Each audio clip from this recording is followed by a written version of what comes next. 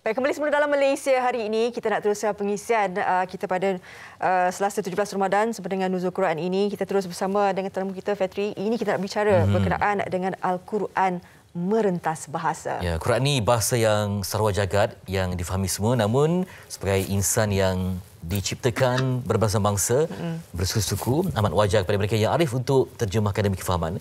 Bersama dengan Profesor Madya, Dr. Muhammad Suki Osman, Pensyarah Kanan Universiti Putra Malaysia. Assalamualaikum. Waalaikumsalam warahmatullahi wabarakatuh. Alhamdulillah dapat bersama dengan Doktor, lama tak jumpa. Ya.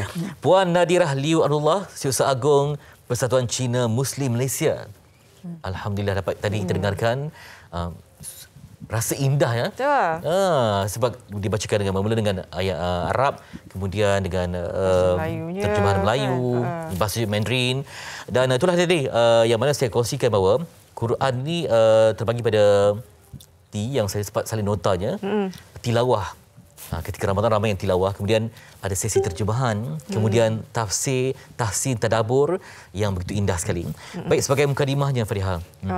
Mungkin kita nak tanya dulu Profesor Madya, Dr. Suki. Saya panggil Dr. Suki lah ya. Boleh, panggil boleh, apa? Panggil apa tak apa. Doktor.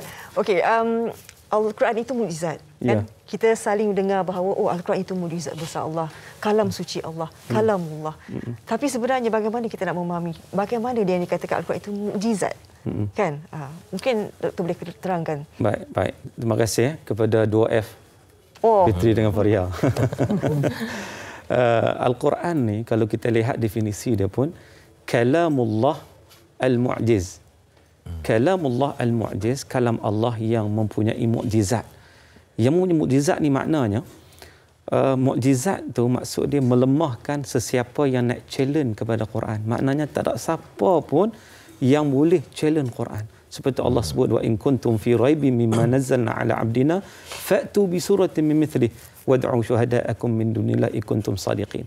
Kalau kamu ragu dengan apa yang Allah turunkan, iaitu Al-Quran itu sendirilah. Kalau ragu, cuba bawa satu surah seumpama dengan Quran. Nescaya tak ada seorang pun 1400 tahun dulu sampai sekarang, sampai kiamat, tak ada seorang boleh bawa satu ayat, satu surah seumpama Al-Quran. Nak ceritanya mukjizatnya yang ada, yang terdapat pada Al-Quranul Karim. Sebab itu Al-Quran ni kalau orang tak faham tu pun baca tu dia akan rasa something lain dia rasa lain. Itu mukjizat tu. Sebab tu dia mengetuk jiwa manusia. Tambah-tambah bila kita faham, kita menghayati, dan itu tujuan utamanya, maka di situ banyak faedah, banyak manfaat yang kita boleh dapat bila mana kita beramal dengan kalamullah Subhanahu wa taala. Insya-Allah. Puan Nadira, bagaimana melihat usaha terjemahan ini sangat-sangat membantu sebab kita dah ada, memang ada guru yang memang terbaik semua kan, guru-guru yang memang tegas dalam pengajaran ini sebab ia melibatkan ilmu tentang hukum ya. Jadi tak tulis sebarang terjemahan, jadi macam mana ia sangat-sangat membantu dalam usaha usrah ke, program amal ke dengan mualaf khususnya ya.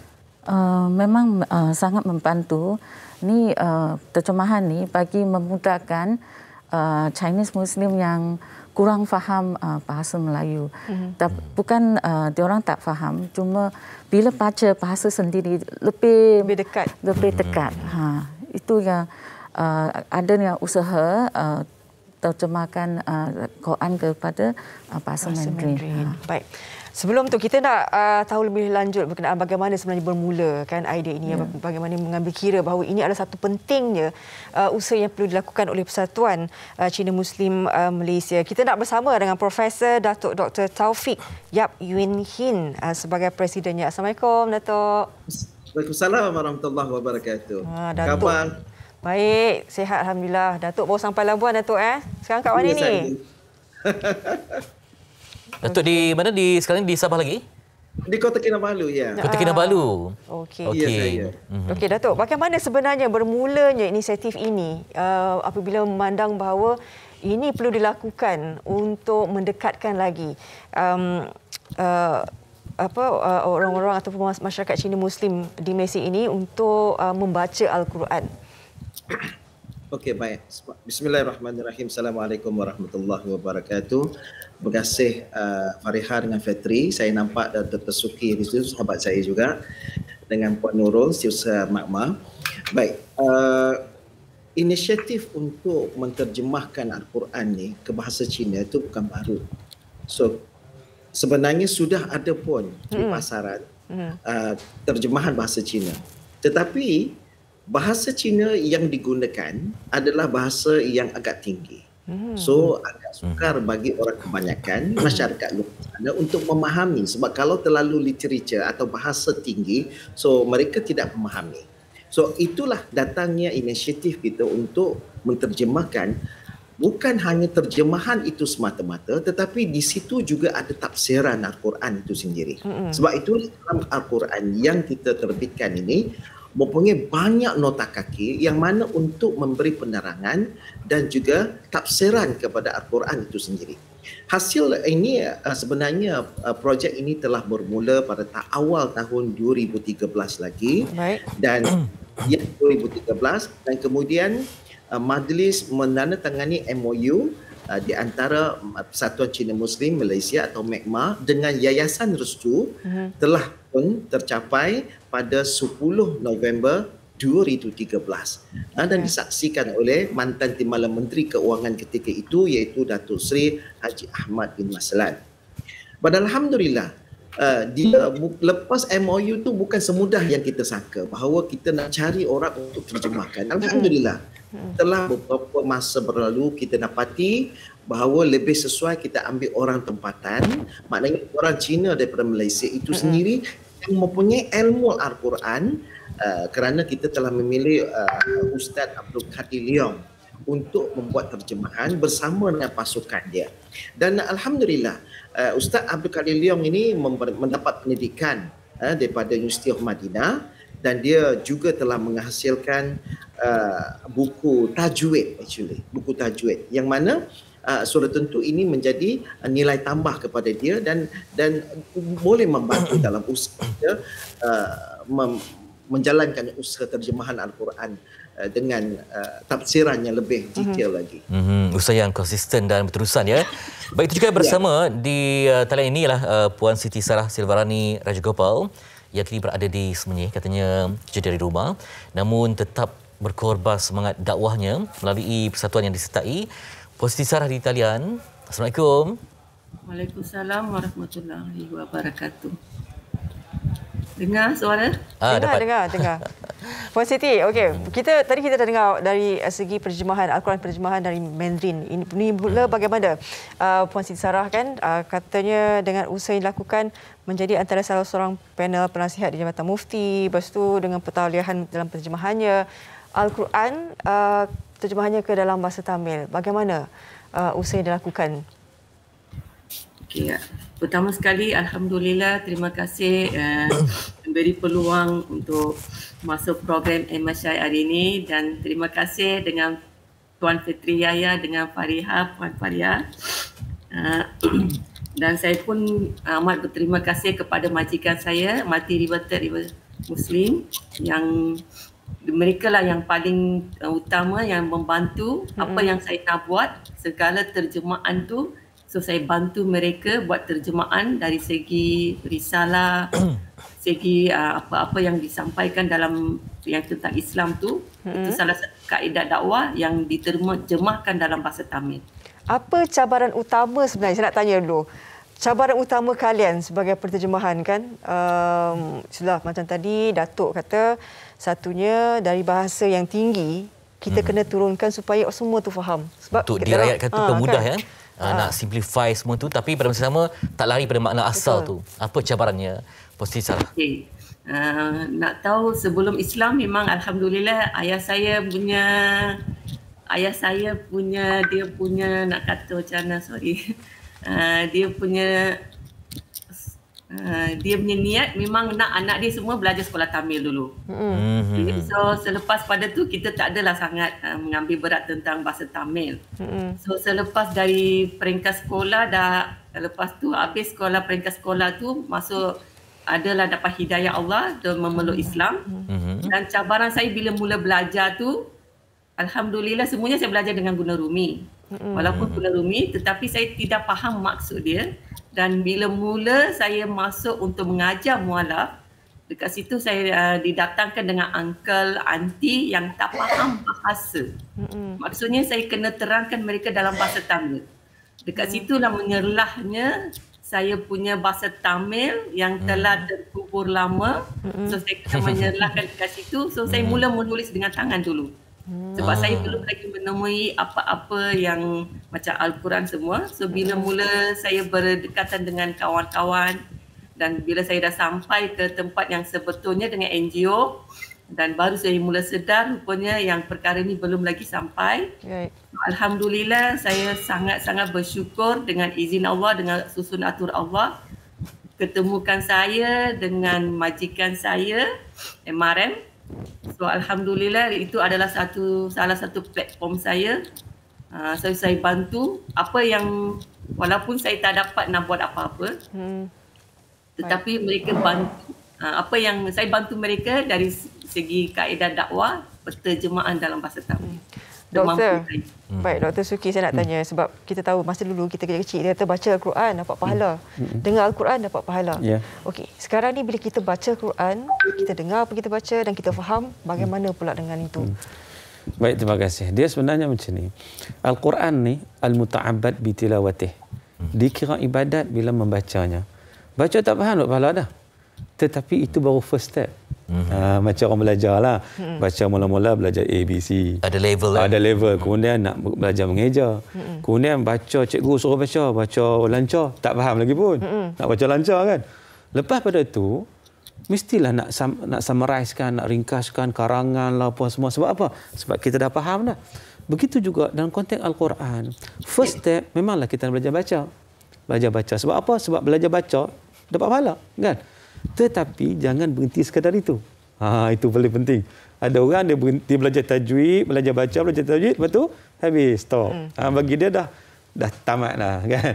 Sedangkan menjadi keperluan kepada kita untuk terus lagi untuk kita memahami isi kandungan Quran. Sebab apa? Sebab Al-Quran perlu diamalkan. Bagaimana kita nak amalkan kalau apa pun kita tak faham kan? Betul. Begitu juga kalau boleh kita baca ni ada penghayatan. Kalau kita faham Allahu Akbar, kena tartil sehingga kan kalau kita para ulama salafus salih, mereka bila baca sampai kepada ayat syurga, mohon pada Allah, ya Allah nak syurga. Sampai pada ayat neraka, mohon pada Allah minta perlindungan daripada masuk neraka. Sebab mereka faham. Tapi kalau baca tak faham, iyalah dapat pahala, tetapi tak sama dengan orang yang baca yang faham. Jadi ini step untuk menterjemahkan ni cantiklah. Sangat cantik ke dalam pelbagai bahasa kerana ia dapat memberi kefahaman terhadap isi kandungan Quran. Sebab itulah saya teringat dalam surah Muhammad tak silap, ada perintah Allah supaya kita ni mentadabbur Quran, Ustaz okey, lebih mendalam. Dan kita lihat kepada Datuk, mungkin nak komen sikit bagaimana mungkin kerjasama pelbagai pihak dalam usaha untuk mencantikkan. Kadang-kadang mungkin peringkat awal ni terjemahnya begini, mungkin nak upgrade lagi daripada waktu ke waktu sehingga betul-betul mencapai matlamatnya. Macam mana Ustaz, Datuk melihat ini program yang berterusan, yang sentiasa terbuka untuk penambahbaikan dari waktu ke waktu, Datuk? Silakan. Ya, betul. Terima kasih, Fetri. Memang usaha pembaikan itu berlaku sepanjang masa. Sebab itulah kalau boleh kita nak Al-Quran kita ni terjemahan dia perfect actually. Tetapi tidak mungkin kita dapat perfect terus. Kalau kita terlalu perfect, mungkin ia tidak terhasil lagi sampai hari ini. Sebab itulah dari sudut itu kita bermula dengan kerjasama dengan Yayasan Restu sendiri, dan kemudian kita mulakan dengan penerbitan juz amma dan juga surah pilihan. Dari situlah kita mengorak langkah sampailah sehingga melengkapkan terjemahan seluruh Quran itu sendiri. Sebab itulah mengambil masa yang agak lama, iaitu 9 tahun, bermula daripada 2013 lagi. Dan alhamdulillah insya-Allah yang telah pun siap dicetak ini insya-Allah akan dilancarkan insya-Allah pada 25 hari bulan ini. Baik, kita ada Al-Quran bersama dengan Puan Nadira. Yang akan dilancarkan. Betul, akan dilancarkan. Ketebalannya? Boleh tengok. Jadi bagaimana macam Puan Nadira sendiri kan pengalaman lah bila terjemah terbabit sendiri dengan terjemahan ni. Bagaimana cabaran yang dilalui pula? Tadi kita dah dengar Puan Siti Sarah. Sebenarnya kerja terjemahan ni bukan kerja yang senang sebenarnya. Sebab saya sendiri sebagai seorang penterjemah, bila kita dapat satu teks, nak dari teks asal ke teks sumber, kita kena cari persamaan. Sampai cari makna yang tepat. Kita kadang satu teks tu kita tak boleh direct translate. Kita kena cari yang sesuaikan keadaan. So bukan kerja yang senang. So itu sebab ambil masa lebih kurang 9 tahun.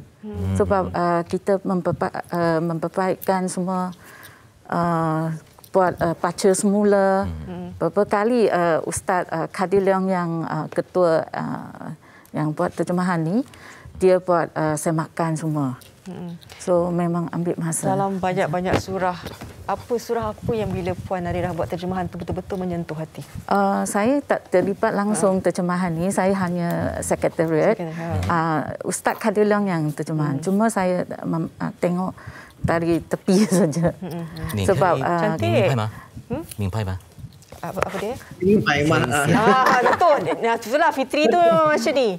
Dia kalau bergurau sebab dia tahu Mandarin, Datuk. Okey, cantik dia. Datuk kalau nak cakap Mandarin dengan dia boleh, Datuk.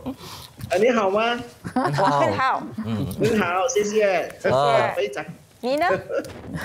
Tadi kita dengar lagi, Tenggi nak dengar sebenarnya Al-Fatihah dalam Tamil. Mungkin dapat Puan Siti Sarah dapat bacakan terjemahan Al-Fatihah dalam Tamil. Daripada awal. Boleh. Saya mula daripada ta'awuz dulu. Boleh. Okey.